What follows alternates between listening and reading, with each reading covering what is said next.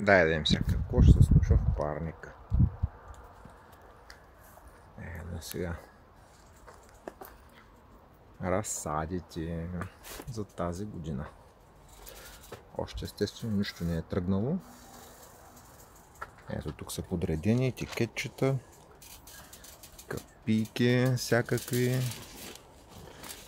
доматки с етикетчета надписани, камбички. В по-малки чашки сме сложили по няколко семчици само. Да. Това са краставички. Патладжан, май беше. Бял патладжан, да. Да видим как ще се случат нещата тук.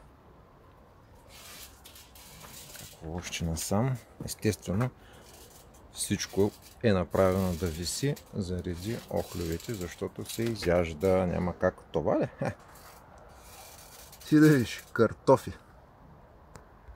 Да видим какво ще излезе от тези картофки. Насам са салатки. Всякакви. От другата страна сме сложили още салатки.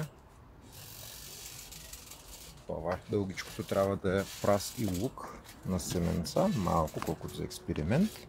Да видим как ще се получи. Още салатки. Пак ако ядем салатки, ще е добре, като гледам колко сме насложили.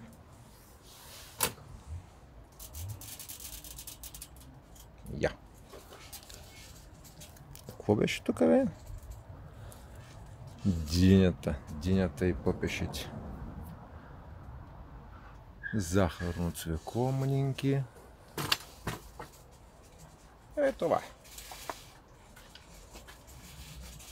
е. Да видим тук гладниците. Ядете ли, бе?